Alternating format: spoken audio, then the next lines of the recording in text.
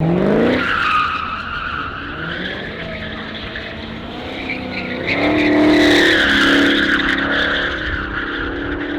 right, after an 8-hour drive, we have made it here to Musclecars at the Strip in my wife's 2022 Mopar Edition Durango, and we're having a great time here at Musclecars at the Strip. There are amazing cars here, a lot of events going on. Let's go around and show you what's happening here this weekend. Now, of course, Musclecars at the Strip would not be complete without a car show, and they've got it broken up basically into like 3 major categories. You got your project cars where I'm at currently, then you've got your fun field, which is your show cars that aren't being judged, and then of course at the far end they've got all the judged cars. So we'll make our way through all the various sections and show you what type of examples of amazing cars they've got here at Musclecars at the Strip. Now, the 70 Coronet and Super B body design tends to be a bit of a love-hate relationship amongst even Mopar people. Personally, I love the styling on the 70, and if I were to add a Super B to my collection, it would definitely be a 70.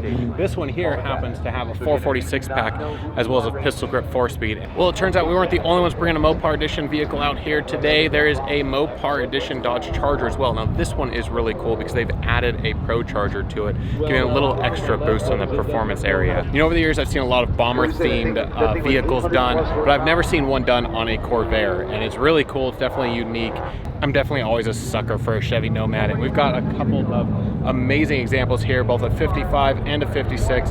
All we're missing here, what they've actually got a space for, is a 57. Now, this satellite behind me just screams 60s and early 70s. It is set up in the old school gasser style with a straight axle up front, ladder bars on the back. It's got period style Krager SS mags, and it's even got a big block Mopar with a tunnel ram on it. It is just really cool. Now, we always know I'm a big sucker for the 71 Cudas, especially in the convertibles. That's what my Cuda project's going to end up being. Now, this one is unique. It's got a white paint with an orange interior, which was a factory option. This gets a lot of the 69 Camaro pace car feel going on to it. Now, this one's been swapped out with the original 318 for a new 392 Hemi, and it's a great conversion. It drops right in practically, especially with companies like Holley out there have practically every component you need to make the swap really bolt in at this point.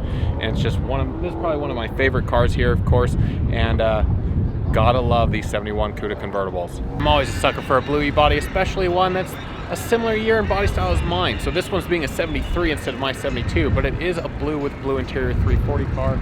It looks really sharp. All right, now we've made it to the judge section of the car show here at Musclecars at the Strip. And so some people definitely take this to the extreme, especially on these modern Mopar guys.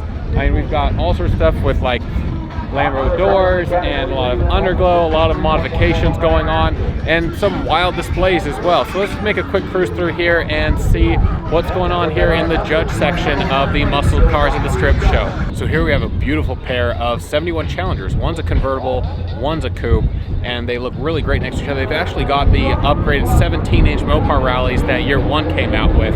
Now, personally, I think they're a really cool looking wheel, especially from all the options out there for an aftermarket rally, whether it's a larger size. My wife, on the hand, she hates this wheel, but I don't know. I'm kind of partial to it. What do you guys think? Do you like these 17-inch rallies? Now, you see this Super View behind me with the lift-off fiberglass hood. You may think that someone decided they wanted to put an aftermarket hood, make it lighter weight to go drag racing. Well, you'd be mistaken, because this is a factory option. In the late 60s, of course, Dodge was really dominating at the drag racing, and so they wanted to take that to the streets. And so what they do in late 69, in 69 and a half actually, they came out with the A12 package in both the Super B as well as on the Roadrunner that had the 446 pack engine and this lightweight lift-off fiberglass hood, ready to go hit the drag strip and have a great time dominating and just beating all the Fords and GM products out there. I'm really digging this General Lee behind me. It's not some pristine concourse type of restoration show car thing.